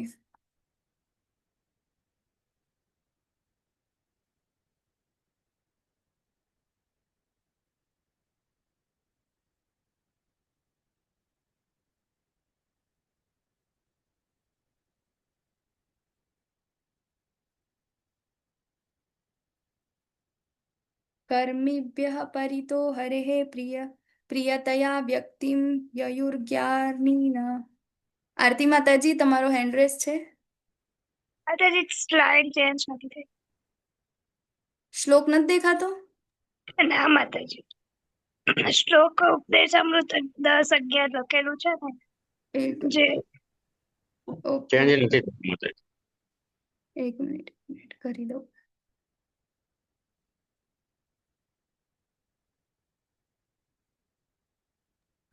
હવે થાય જોવાય છે? માતાજી. હા માતાજી હા, હવે માતાજી, જોવાય. જોવાય છે. કર્મિભ્યઃ પરિતો હરેः પ્રિયતયા વ્યક્તિમ યયુર્જ્ઞાનિન સ્તેભ્યો જ્ઞાન વિમુક્ત ભક્તિ પરમાઃ પ્રેમે કનિષ્ઠસ્તતઃ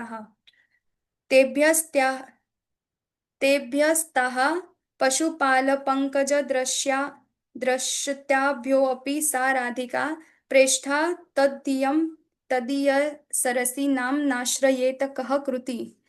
બહુ કઠિન છે અને શ્લોકમાં તો શ્લોક બોલવામાં મને થોડો બહુ પ્રોબ્લેમ થાય જ છે.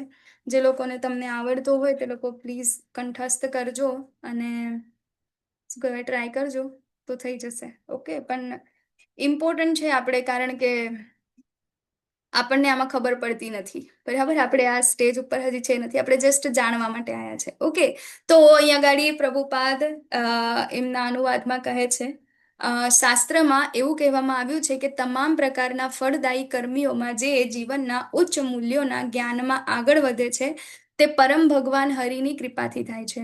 આવા ઘણા લોકોમાંથી જેઓ જ્ઞાનમાં અદ્યતન છે, એટલે કે જ્ઞાનીઓ છે, જે તેના જ્ઞાનના આધારે વ્યવહારિક રીતે મુક્ત થાય છે, તે ભક્તિમય સેવામાં લાગી શકે છે અને તે અન્ય કરતા ચડિયાતો છે. જો કે જેને વાસ્તવમાં પ્રેમ કૃષ્ણનો શુદ્ધ પ્રેમ પ્રાપ્ત કર્યો છે તે તેના કરતા શ્રેષ્ઠ છે. ગોપીઓ તમામ અદ્યતન ભક્તોથી પરે છે, કારણ કે તેઓ હંમેશા શ્રી કૃષ્ણ પર સંપૂર્ણ રીતે નિર્ભર છે. જે દિવ્ય ગોવાળો છોકરો છે ગોપીઓમાં શ્રીમતી રાધા રાણી કૃષ્ણને સૌથી પ્રિય છે.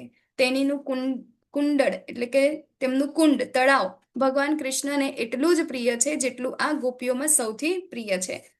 જેઓ તો પછી રાધા કુંડમાં નિવાસ કરશે નહીં અને ઉત્કૃષ્ટ ભક્તિની લાગણીઓ અપ્રાકૃત ભાવથી ભરેલા આધ્યાત્મિક શરીરમાં તેમની વિધિ વિધા કરનારા શ્રી રાધા ગોવિંદની પ્રેમાળ સેવા કરશે, તેમના શાશ્વત 8 ગણા દૈનિક લીલા ખરેખર જેઓ રાધા કુંડના કિનારે ભક્તિમય સેવા કરે છે તે બ્રહ્માંડના સૌથી ભાગ્યશાળી લોકો છે. આમાં કદાચ શું કહેવાય સ્પેલિંગ મિસ્ટેક હોઈ શકે, તમે લોકો એકવાર આના અંદરથી પણ શું કહેવાય એમાંથી વાંચી શકાય છે. બરાબર, બુકના અંદરથી.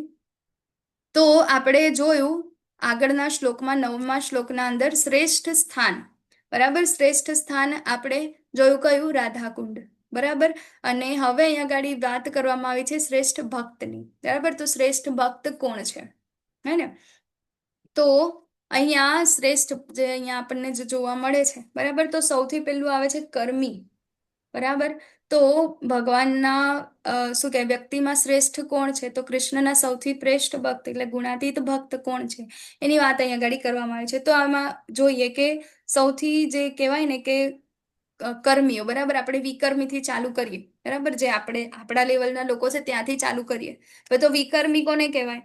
તો વિકર્મી એટલે કે પાપી, મૂર્ખ, ભૌતિકવાદી લોકો, કે જે લોકો શું કરે છે, જે આપણા નિયમો છે એનું પાલન નથી કરતા, મીટ ઇટિંગ કરે છે, અવૈધ સંબંધો રાખે છે, ઇન્દ્રિય તૃપ્તિ માટે કામ કરે છે, બરાબર, ભૌતિક સુખ સુવિધાને પોતાનો બેઝ માને છે, કે હું આ શરીર જ છું, બરાબર, શરીરની ઇન્દ્રિય તૃપ્તિ માટે જ બધું કરે છે, કે મને આ જોઈએ છે, મને તે જોઈએ છે, લક્ઝરી લાઈફ જીવવા માટે કરે છે, એક મોટો બંગલો બની જાય, બરાબર, એક મોટા ઘરની ઈચ્છા હોય, એક ગાડીની ઈચ્છા હોય, બરાબર, પછી શું કહેવાય, બીજા એક ઘર બની જાય તો બીજા 2-4 ઘરની ઈચ્છા હોય, છોકરાઓ વધારે સારું ભણી લે, સારી ઇન્કમની ઈચ્છા હોય, સારા પેકેજની ઈચ્છા હોય, તો આ બધી વસ્તુ, આ બધા કેવા કહેવાય? વિકર્મી કહેવાય, બરાબર, કે જે લોકો જસ્ટ ભૌતિક લેવલે જ શું કરે છે, પોતાની જાતને યુઝ કરે છે, બરાબર. તો આવા જે લોકો છે એમનું માઇન્ડસેટ કેવું હોય, બરાબર, તો એ એવું હોય કે હું આ શરીર છું અને શરીર માટે જ બધું કરે છે, બરાબર. તો પ્રભુપાદ કહે છે કે આવા લોકોની સરખામણી કોની સાથે કરે છે? સુકર અને ડુક્કર સાથે,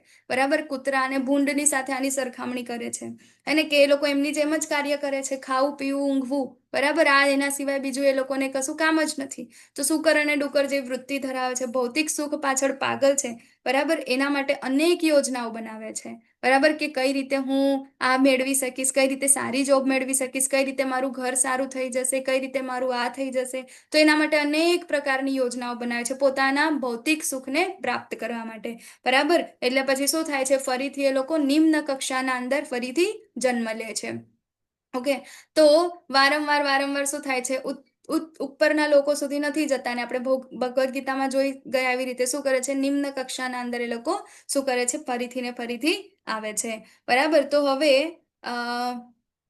શું કરે છે કે એમની ઈચ્છાઓ જે આપણે કીધું આ, બરાબર, ઘણા બધા લોકો હોય ને કે એવું નથી કે એ લોકો જાતે મતલબ પાપ કર્મના અંદર જોડાય છે, બરાબર, કાં તો પોતે પાપ કર્મ કરે છે અથવા તો પાપ કર્મ જે કરે છે એની સાથે જોડાય છે. જેમ કે આપણે જોઈએ તો જોબ કરે, બરાબર, તો ભલે એની જોબ એ પોતે સારી રીતે કરતો હોય, પરંતુ એવી જગ્યાએથી કામ કરતો હોય કે એ પાપ કર્મના અંદર જોડાયેલું હોય.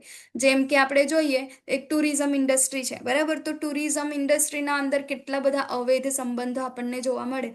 તો જે ટુરિઝમ ઇન્ડસ્ટ્રી સાથે જોડાયેલો ને જે આગળ જોબ કરતો વ્યક્તિ હોય તો એ પણ પોતે પાપ કર્મ કમાય જ છે, બરાબર. પછી બીજું આપણે જો હોટેલ ઇન્ડસ્ટ્રી હે ને, ત્યાં આગળ કેટલું બધું મીટ ઇટિંગ ને આ તે બધું થાય છે, તો એની સાથે જોડાયેલો વ્યક્તિ છે પણ શું થશે? એની સાથે પાપ કર્મના અંદર બંધાશે, બરાબર. આઈટી ઇન્ડસ્ટ્રી કેટલા બધા ખરાબ વિડીયો અને કેટલી બધી વસ્તુઓ પ્લેટફોર્મ ઉપર મોકલે છે ઓનલાઈન, કે જેનાથી ઘણા બધા લોકો દૂષિત થાય છે, બરાબર. તો એનાથી પણ શું થશે? પાપ કર્મના અંદર જોડાય છે. તો આપણાને લાગે કે ના ભાઈ, આપણે તો બહુ ઈમાનદારીથી પૈસા કમાઈએ છીએ, પરંતુ આપણે એવી જગ્યાએ જ્યાં કામ કરીએ છીએ કે જે શું કરે છે? અલ્ટિમેટલી પાપ કર્મ સાથે જોડાયેલું છે, તો એનું પણ પાપ આપણને લાગે છે. તો આવા કેવા છે? વિકર્મી લોકો છે, બરાબર. એનાથી ઉપરના એક લોકો આવે છે, એ છે કર્મી લોકો, બરાબર. તો કર્મી લોકો કેવા છે? કે જે લોકોની ઈચ્છા શું છે? સ્વર્ગમાં જવાની. હવે સ્વર્ગમાં જવાની ઈચ્છા છે એટલે શું કરશે? પુણ્ય કર્મ કરશે. હવે પુણ્ય કર્મ કરશે એટલે શું થશે એને? કે ભાઈ આપણે તો ઈમાનદારીથી પૈસા કમાવા જોઈએ, બરાબર. એટલે શું કરશે? ઈમાનદારીથી પૈસા કમાશે, કામ કરશે, સ્વર્ગમાં જવાની ઈચ્છા રાખશે. સ્વર્ગમાં જવાની ઈચ્છા એટલે શું કરશે? વર્ષો સુધી ત્યાં આગળ ભોગ ભોગવશે, અને હજારો વર્ષો સુધી ત્યાં આગળ સારા ભોગ ભોગવશે, અને પછી શું થશે? એના જ્યારે પુણ્ય કર્મો જ્યારે ક્ષીણ થાય છે, પૂરા થાય છે, ત્યારે શું થશે? ફરીથી આ ભૌતિક જગતના અંદર આવી જશે, બરાબર. તો આપણને કીધું છે ને, ક્ષીણે પુણ્ય મૃત્યુ લોકમ પશ્યંતિ, હે ને? ક્ષીણે પુણ્ય મર્ત્ય લોકમ પશ્યંતિ, એવું કંઈક છે ને શ્લોક ભગવદ્ ગીતામાં. બરાબર. તો એ વ્યક્તિઓ શું થશે? એના પાપ જ્યારે પૂરા થશે એટલે ફરીથી શું થશે? એ લોકો ભૌતિક જગતમાં આવશે. તો એનાથી શ્રેષ્ઠ કોણ છે? તો એનાથી શ્રેષ્ઠ છે જ્ઞાની લોકો, બરાબર. કે જે લોકોને જ્ઞાન થઈ ગયું, બરાબર, એને જાણવાની છે કે હું કોણ છું, આ શરીર કોણ છે, બરાબર, મારું અહીંયા આગળ રહેવાનો મતલબ શું છે, હું શા માટે મારો જન્મ થયો છે, બરાબર. તો એ આત્મતત્વને શું કરે છે? જાણવાની કોશિશ કરે છે, બરાબર. તો પ્રભુપાદ અહીંયા આગળ કહે છે કે જે લોકો આત્મજ્ઞાનને જાણવાની કોશિશ નથી કરતા, બરાબર, એ લોકોનું જીવન વ્યર્થ છે. એટલે માટે હંમેશા આત્મજ્ઞાનને જે છે એ જાણવા માટે તત્પર રહેવું જોઈએ. આપણે જ્ઞાનીના લેવલ પર તો એટલીસ્ટ આવવું જોઈએ, બરાબર. તો આ છે જ્ઞાની લોકો, કે જે લોકો આત્મા તત્વને શું કરે? જાણવાની કોશિશ કરે છે. અને શું કરે છે? બસ પછી આ ખાલી જ્ઞાન એમની પાસે છે, એ લોકો ભક્તિ કાર્ય કરતા નથી. એમની પાસે હા ભાઈ કે આ હું એકલો આવ્યો તો એકલો જવાનું છું, હું આ શરીર નથી, હું આ આત્મા છું, શું કરવાનું છે, બરાબર, એમ કરીને એવી રીતે જીવે છે, પરંતુ એ ભક્તિ કાર્યમાં જોડાતા નથી. બરાબર. પછી હવે જ્યારે એનાથી ઉચ્ચ લેવલના જ્ઞાની કરતા પણ વધારે ઉચ્ચ લેવલના કોણ છે, તો એ ભક્ત છે. બરાબર, કે જે ભગવાનની ભક્તિ કરે છે. હવે ભક્તના અંદર પણ અલગ અલગ ટાઈપ છે. ઘણા બધા લોકો છે, કોઈક વિષ્ણુની ભક્તિ કરતા હોય, કોઈ નરસિંહની ભક્તિ કરતા હોય, કોઈ રામની ભક્તિ કરતા હોય, કોઈ શિવજીની ભક્તિ કરતા હોય, તો અલગ અલગ ટાઈપના ભક્ત છે. બરાબર. તો હવે આના અંદરથી પણ, બરાબર, આનાથી પણ શ્રેષ્ઠ કોણ છે, તો એનાથી શ્રેષ્ઠ છે કૃષ્ણ ભક્ત. બરાબર. તો હવે કૃષ્ણ ભક્ત જે છે એને શું કરશે, એ ખાલી ને ખાલી કૃષ્ણની ભક્તિ કરશે. બરાબર. હવે કૃષ્ણ ભક્તના અંદર પણ શ્રેષ્ઠ કોણ છે, તો કૃષ્ણ ભક્તના અંદર પણ કોણ છે, તો એ પ્રેમી ભક્ત. બરાબર. તો એ શું કરશે, પ્રેમી ભક્ત એટલે કે જે કૃષ્ણનું પ્રેમ, બરાબર, કૃષ્ણની પ્રેમ ભક્તિ કરે છે, એટલે કે વૈદિક ભક્તિથી ઉપર માત્ર કૃષ્ણ પ્રેમ છે. બરાબર. તો એનાથી પણ ઉપર કોણ છે, તો એનાથી પણ ઉપર છે વ્રજની ગોપીઓ. બરાબર. તો વ્રજની ગોપીઓ શું છે, તો એ માત્ર ને માત્ર કૃષ્ણની પ્રસન્નતા માટે કાર્ય કરે છે. હવે જો પ્રેમ ભક્તિના અંદર અને આના અંદર એ બંનેમાં થોડો ડિફરન્સ છે.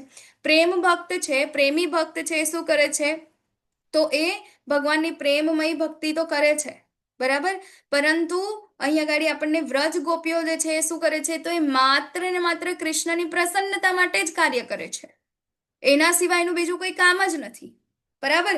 જેમ કે આપણે જોઈએ તો એક સ્ટોરી આવે છે, જ્યારે નારદ મુનિ ભગવાન પાસે જાય છે, ત્યારે ભગવાન આમ કરીને બેઠા હોય છે આમ. ત્યારે ભગવાનને નારદ મુનિ પૂછે કે તમે આટલા બધા, મતલબ અનંત બ્રહ્માંડના સ્વામી, તમે આજે આટલા આવા કેમ દેખાવ છો, આટલા માયુસ કેમ છો? ત્યારે એમને કહે છે કે મને માથું દુખે છે. એમ તો કે પ્રભુ, હું એવું તો શું કરી શકું જેનાથી તમારી આ પ્રોબ્લેમ દૂર થઈ શકે, માથું દુખે છે તો કે છે કે પોસિબલ નથી, કે કોઈ કરી નહીં શકે. તો કે પ્રભુ તમે મને એકવાર આજ્ઞા તો કરો, શું કરવાનું છે? તો કે એ માથું ત્યારે જ મટી શકે જ્યારે મારા શુદ્ધ ભક્ત છે એમના ચરણની ધૂળ, એમના ચરણની રજ જ્યારે હું માથા ઉપર લગાવીશ ત્યારે એ મટી શકશે. બરાબર. ત્યારે સૌથી પહેલા તો નારદ મુનિ જ આવે. બરાબર. નારદ મુનિ કે હું મારા મતલબ શુદ્ધ ભક્ત હોય ભગવાનના, તો એ લોકો પહેલા તો પોતાની ચરણ ધૂળી કોઈને આપે ના. બરાબર. અને આપે તો બી આ તો ભગવાન છે, ભગવાન એમના મસ્તક ઉપર ધારણ કરે, તો આવા તો એ લોકો મૂર્ખ હોય ના. બરાબર. કે ના ભાઈ હું તો આવું ના કરું, કારણ કે તો પછી મારે નર્કમાં જવું પડે. એટલે પછી એ કોની પાસે જાય છે, રૂકમણી પાસે જાય છે, લક્ષ્મી પાસે જાય છે, બધા ઘણા બધા દેવી દેવતાઓ પાસે જાય છે. પરંતુ બધા શું કે છે કે ના ભાઈ અમારે તો નર્કમાં જવું પડે, અમે ભગવાન મતલબ પોતાના સ્વામીને પોતાના ચરણની ધૂલી શું કરવા આપીએ. બરાબર ને. તો એમ કરી પછી શું થાય છે, ફરતા ફરતા ત્યાં આગળ વૃંદાવનમાં આવી પહોંચે છે. તો ત્યાં આગળ ગોપીઓ પાસે આવે છે. તો ગોપીઓ ને શું કહે, ગોપીઓ એમને પૂછે છે કે હા નારદ મુનિ, કે કેમ છે અમારા ભગવાન, શું કરે છે, કૃષ્ણ શું કરે છે, હાલચાલ પૂછે છે. ત્યારે કે છે કે તમે જવા દો વાત, અત્યારે એમને બરાબર નથી, કે સારું કેમ, કે શું થયું, અમે શું કરી શકીએ, બોલો કૃષ્ણ માટે. તો કે એમને માથું દુખે છે અને એમને શું કહેવાય, ચરણની રજ જોઈએ છે એમના ભક્તોની. તો એટલે પછી શું કરે છે, ગોપીઓ કેટલી જોઈએ છે, બોલો કે. બરાબર ને. તો ગોપીઓ શું કરે છે, ત્યાં આગળ એમના પગ નીચે બધી ધૂળ છે, બરાબર, એ લગાઈને કોથળા ભરી ભરીને આપે છે, લાવ તમે લઈ જાઓ કે. ત્યારે નારદ મુનિ કહે છે કે તમને એવો ડર નથી લાગતો કે તમે નર્કમાં જશો એમ? તમારી ચરણ ધૂલી ભગવાનના માથે લગાડવાની છે. તો કે અમને કોઈ ડર નથી, અમને ખાલી કૃષ્ણની પ્રસન્નતા કરવી છે, કૃષ્ણને અમારા આ ધૂળથી માથું મટી જશે ને, કઈ નથી, લઈ જાઓ ને, કે અમારે નર્કમાં જવું પડે તોય કઈ નહીં. બરાબર. એમને એટલા માટે જે વ્રજની ગોપીઓ છે એમનો પ્રેમ જે છે ભગવાન માટે સૌથી ઉત્તીર્ણ છે. એટલે એના કરતા પણ, પ્રેમી ભક્ત કરતા પણ વધારે ઉચ્ચ કક્ષાના લેવલે કોણ આવે છે, તો એ છે વ્રજની ગોપીઓ. અને હવે વ્રજની ગોપીઓ કરતા પણ વધારે ઉચ્ચ લેવલના કોણ છે, રાધા રાણી. બરાબર. સૌથી ઉત્તિષ્ટ, બરાબર, જે ગોપી જે છે એ છે રાધા રાણી, શ્રીમતી રાધા રાણી. અને આજે અનાયાસે શ્રીમતી રાધા રાણીનો શું છે, આજે જન્મદિવસ છે. બરાબર. તો રાધા રાણીનું ગ્લોરિફિકેશન માટે એક શું કહેવાય, એક સેવા મળી ને આપણને સાંભળવા પણ મળે, એનાથી વધારે કૃપા કોને કહીશું આપણે. એને તો ખૂબ સારી એવી કૃપા છે. આજે રાધા રાણીનો જન્મદિવસ છે, રાધા અષ્ટમી છે. તો રાધા રાણી જે છે એ ભગવાનની કેવી છે, આહલાદીની શક્તિ છે. બરાબર. કે જે ભગવાનને આનંદ પ્રદાન કરનારી છે, ભગવાનથી અલગ નથી. ભગવાન શું છે, શક્તિ છે, ભગવાન શક્તિમાન છે, અને રાધા રાણી છે ભગવાનની શક્તિ છે. શક્તિમાન અને શક્તિને આપણે ક્યારેય અલગ ના કરી શકીએ. ઘણા બધાને એવું થતું હોય કે રાધા અને કૃષ્ણને બધા ભૌતિક નજરથી જોવે તો એવું લાગે કે આ તો બોયફ્રેન્ડ ગર્લફ્રેન્ડ જેવું છે, બરાબર, પણ એવું નથી. જ્યાં સુધી વ્યક્તિ શુદ્ધ ભક્તિના લેવલે ઉચ્ચ સ્તરે પહોંચી ના જાય ત્યાં સુધી પ્રભુપાદ કહે છે, આપણા આચાર્યો કહે છે કે એને રાસલીલાના સ્તરે ના જવું જોઈએ. અને રાધા રાણીનું તત્વ સમજવું ઇટ ઇઝ વેરી ડિફિકલ્ટ, બરાબર, એ બહુ ડિફિકલ્ટ છે. એમની લીલાઓ આપણે જ્યારે જોઈએ છીએ ત્યારે આપણને નથી સમજાતું કે આ શું થઈ રહ્યું છે, બરાબર. તો રાધા રાણી તત્વ એ ખૂબ ખૂબ ગુહ્ય છે, બરાબર. ચૈતન્ય મહાપ્રભુ આપણને આવીને ચૈતન્ય ચરિતામૃત આદિ લીલાના અંદર આપણને ભાગ 4 ના અંદર થોડું ઘણું જોવા મળે છે, ચેપ્ટર 4 જેમનું છે કે જે રાધા રાણી છે કેવી છે, ભગવાનની હલાદીની શક્તિ છે, આનંદ આપવા વાળી શક્તિ છે.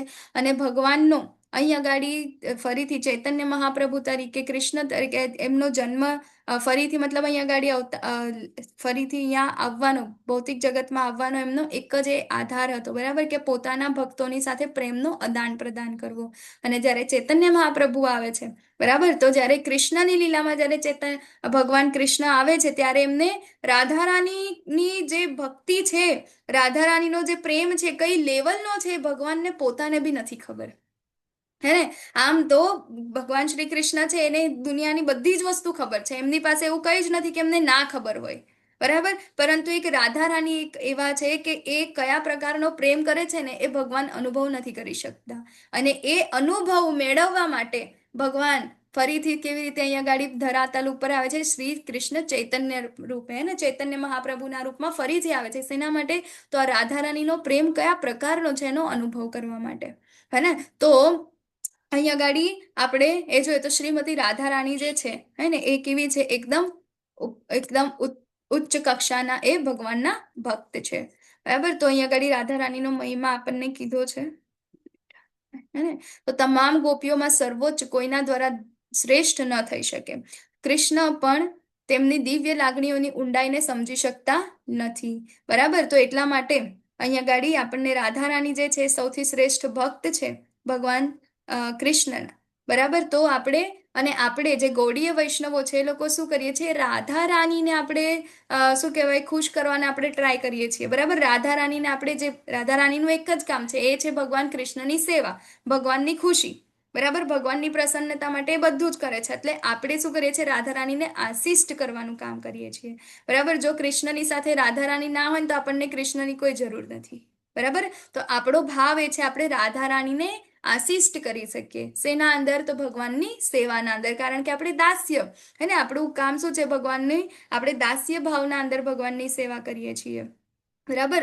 તો અહીંયા આગળ છે કે આપણે મતલબ એમની પછી ગોપીઓ છે, ગોપીઓ પછી મંજરીઓ છે, મંજરીઓના અંદર આપણા આચાર્યો છે, હે ને. તો એ રીતે આપણે એમની શું કરીએ છીએ? પરંપરાના અંદર આપણે એમની સેવા કરીએ છીએ, એમની ભક્તિ કરીએ છીએ, હે ને. તો રાધા રાણી એ સર્વોચ્ચ શું છે? ભગવાનના ભક્ત છે.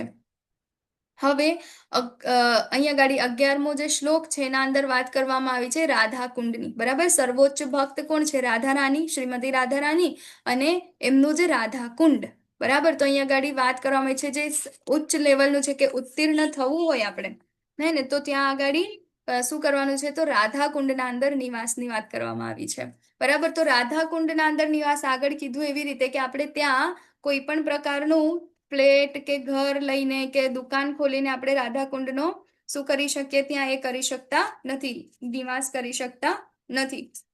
તો આપણે આમાંથી જ વાંચીશું. કૃષ્ણ સ્યોચ્ચૈઃ પ્રણય વ્યસતિ પ્રેયસીભ્યો અપી રાધા કુંડમ ચાસ્યા મુનિભીરભીતસ્તાદ્વેગ મુનિભીરભીતસ્તાદ્ગેવ વ્યધાયી યત્પ્રેષ્ઠૈરપ્યલમ સુલભમ કિમ પુનર્ભક્તિભાજામ તત્પ્રેમે દમ સુકૃતિસરઃ સ્નાતુરા વિષ્કરોતિ. તમે લોકો શ્લોક પ્લીઝ વાંચજો પોતાની રીતે. તમારામાંથી ઘણા બધાને સારી રીતે આવડતા હશે શ્લોક રિસાઇટેશન. હું આના અંદર બહુ જ વીક છું, તો મને માફ કરજો. પણ આપણે જોઈશું કે શ્લોકમાં શું કહેવા માંગે છે. અને પ્રભુપાદ એમના અનુવાદમાં લખે છે, આનંદના અનેક પ્રિય વિષયોમાં અને વ્રજભૂમિની બધી વહાલી વનિતાઓમાં શ્રીમતી રાધારાણી કૃષ્ણના પ્રેમના સર્વાધિક કિંમતી પાત્ર છે અને બધી રીતે શ્રીમતી રાધારાણીનો દિવ્ય કુંડ મહાન ઋષિઓએ વર્ણવ્યા પ્રમાણે તેમને એટલો જ પ્રિય છે. નિશંકપણે. હરે કૃષ્ણ. ભવસિંધુ પ્રભુજી, હેન્ડરેસ છે માતાજી તમારો. સ્લાઇડ નહીં થઈ ચેન્જ થઈ. સ્લાઇડ નથી ચેન્જ કરી માતાજી. કેમ આવું થાય છે? શ્લોક વખતે જ નથી થતી. માતાજી શ્લોક તો દેખાય છે મને, દેખાય છે ને? ઓકે, હા, ભાષાંતર નથી. Okay okay. હવે જોવાય છે ને? હા હા માતાજી. હા હવે આવી. તો આનંદના અનેક પ્રિય વિષયોમાં અને વ્રજભૂમિની બધી વહાલી વનિતાઓમાં શ્રીમતી રાધારાણી કૃષ્ણના પ્રેમના સર્વાધિક કિંમતી પાત્ર છે અને બધી રીતે શ્રીમતી રાધારાણીનો દિવ્ય કુંડ મહાન ઋષિઓએ વર્ણવ્યા પ્રમાણે તેમને જેટલો જ પ્રિય છે. નિશંકપણે મહાન ભક્તો પણ રાધાકુંડ ભાગ્યે જ મેળવી શકે છે. તેથી સામાન્ય ભક્તો માટે તો તેની પ્રાપ્તિ વધારે મુશ્કેલ છે. જો તેના પવિત્ર જળમાં મનુષ્ય એકવાર પણ સ્નાન કરે તો તેનો નિર્મળ કૃષ્ણ પ્રેમ પૂર્ણપણે જાગૃત થાય છે. બરાબર, તો અહીંયા ગાડી આપણને વાત કરી છે રાધાકુંડને મેળવવાની. અહીંયા શું કીધું છે પ્રભુપાદે? કે આ રાધાકુંડ મહાન ભક્તો પણ રાધાકુંડ ભાગ્યે જ મેળવી શકે છે. તો આપણી તો વાત જ ક્યાં થઈ? બરાબર, તો માટે સામાન્ય ભક્તો માટે તો તેની પ્રાપ્તિ કેવી છે? વધારે મુશ્કેલ છે. તો આપણે અહીંયા રાધાકુંડની મહિમાની વાત કરવામાં આવી છે. અતિ ઉત્તમ રાધાકુંડ. બરાબર, કે જે કોણ છે? તો રાધા રાણીનો છે. બરાબર, તો જે શ્રી કૃષ્ણને સૌથી પ્રિય છે. બરાબર, એવું કહેવાય કે ડેલી અત્યારે પણ રોજ શું થાય છે? ત્યાં આગળની નિત્ય ભગવાન કૃષ્ણ અને રાધાની લીલાઓ ત્યાં આગળ થાય છે, રતિ લીલા. બરાબર, કે ત્યાં આગળ બધી ગોપીઓ પણ શું કરે છે? એમને ત્યાં આગળ આસિસ્ટ કરે છે ડેલી અત્યારે પણ. બરાબર, પરંતુ એ આપણે જોઈ શકતા નથી.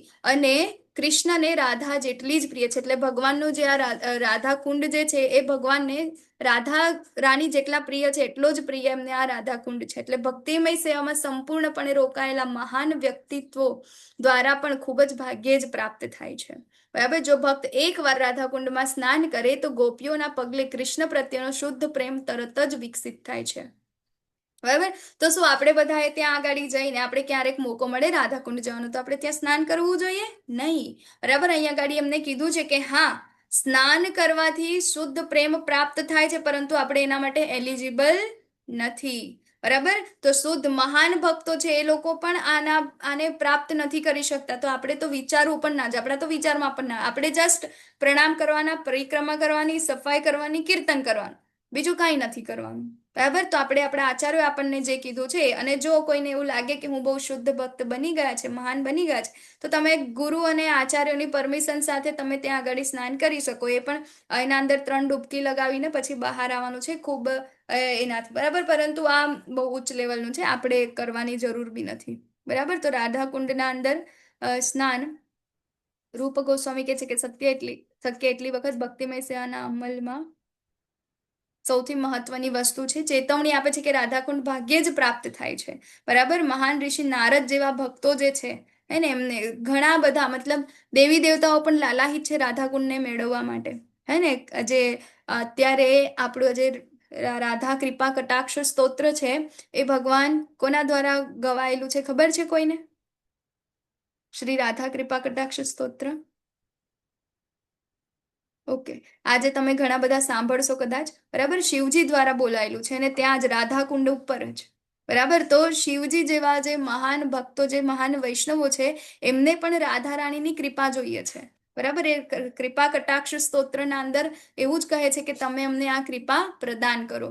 તો વિચારો, આવા આપણે કહેવાય વૈષ્ણવો, શુદ્ધ વૈષ્ણવો, હે ને, કે વૈષ્ણવોના અંદર શું કહેવાય, આપણે વૈષ્ણવાનામ યથા શંભુ, હે ને, તો એ છે આપણા મહાન વૈષ્ણવ આચાર્ય. તો એ શું કહે છે અહીંયા આગળ રાધા રાણીની રાધા કુંડ ઉપર શું કરે છે? કૃપા પ્રાપ્ત કરવા માટે એમને પ્રાર્થનાઓ કરે છે. બરાબર, તો એમના માટે પણ પેલું શું કહે, એ મળવા પાત્ર નથી, તો આપણા જેવા જે છે એમને તો ક્યાં મળે છે? બરાબર, તો અહીંયા આગળ આપણે પ્રભુપાદનો ભાવાર્થ વાંચીશું કે રાધા કુંડ એટલું ઉત્કૃષ્ટ કેમ છે. તે એટલો ઉત્કૃષ્ટ છે કારણ કે શ્રી કૃષ્ણના પ્રેમના સર્વોત્તમ પાત્ર રૂપી શ્રીમતી રાધા રાણીનો તે કુંડ છે. તેઓ બધી ગોપીઓમાં ભગવાનને સૌથી વધારે પ્રિય છે. તેવી જ રીતે ઋષિઓએ વર્ણવ્યા પ્રમાણે રાધાકુંડ પણ કૃષ્ણને રાધા રાણીના જેટલો જ પ્રિય છે.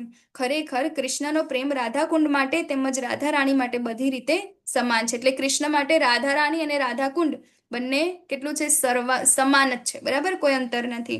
તો રાધાકુંડ ભક્તિમાં સંપૂર્ણ લીન થઈ ગયેલા મહાપુરુષોને પણ ભાગ્ય જ મળે છે.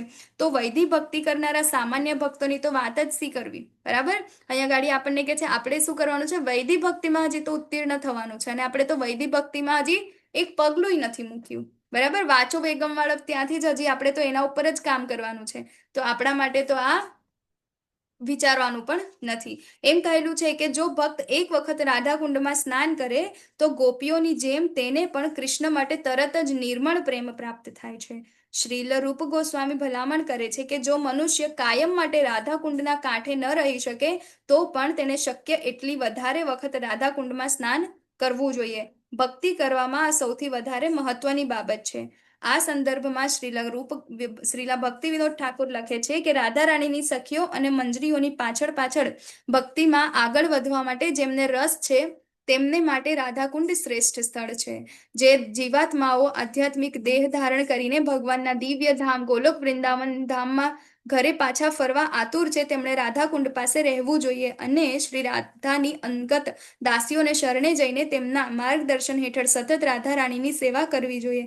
શ્રી ચૈતન્ય મહાપ્રભુના રક્ષણ નીચે ભક્તિ કરનારાઓ માટે આ શ્રેષ્ઠ પદ્ધતિ છે. આના અનુસંધાનમાં શ્રીલા ભક્તિ સિદ્ધાંત સરસ્વતી ઠાકુર લખે છે કે નારદ અને સનક જેવા મહર્ષિઓ અને મહાન ભક્તોને પણ સ્નાન કરવા માટે રાધાકુંડ આવવાની તક મળતી નથી. જો બિચારો કેટલા શુદ્ધ ભક્ત છે ને, સનક, સનાતન, સનંદન અને આ મહર્ષિ આપણા નારદ મુનિ, એ લોકોને પણ રાધાકુંડ આવવાની તક નથી મળતી. ને ભક્તિ સિદ્ધાંત સરસ્વતી ઠાકુર મહારાજ લખે છે. તો પછી આપણા જેવા સાધારણ ભક્તોની તો આપણે તો હજી ભક્તમાં બી નથી આવ્યા, બરાબર. તો એમની વાત કરે છે કે અમારા જેવા સાધારણ ભક્તોની તો વાત જ શી કરવી. તો સદભાગ્ય જો મનુષ્યને રાધાકુંડ આવીને એક વખત પણ સ્નાન કરવાની તક મળે તો ગોપીઓની જેમ જ તે પણ દિવ્ય કૃષ્ણ પ્રેમ વિકસિત કરી શકે છે. એવી ભલામણ પણ કરવામાં આવેલી છે કે મનુષ્ય રાધાકુંડના કાંઠે રહેવું જોઈએ અને ભગવાનની પ્રેમભરી સેવામાં લીન થવું જોઈએ. ત્યાં તેણે નિયમિત સ્નાન કરવું જોઈએ અને શ્રી રાધા તથા તેમની સહાયક ગોપીઓને શરણે જઈને પોતાના બધા ભૌતિક ખ્યાલોનો ત્યાગ કરવો જોઈએ. જો મનુષ્ય આ રીતે આખી જિંદગી સુધી સેવા કરે તો દેહ ત્યાગ કર્યા પછી રાધાકુંડના કાંઠે રહીને જીવનમાં જેવી રીતે ચિંતન કર્યું હોત તેવી જ રીતે શ્રી રાધાની સેવામાં તે પરમેશ્વર પાસે તેમના ધામમાં પાછો આવશે. સારાંશ એ છે કે રાધાકુંડના કિનારે રહેવું અને ત્યાં દરરોજ સ્નાન કરવું એ ભક્તિની સર્વોચ્ચ પૂર્ણતાના અંગભૂત તત્વો છે. નારદ જેવા મહર્ષિઓ માટે પણ આ સ્થિતિ પ્રાપ્ત કરવી અઘરી છે. આમ શ્રી રાધાકુંડના મહિમાને કોઈ સીમા નથી.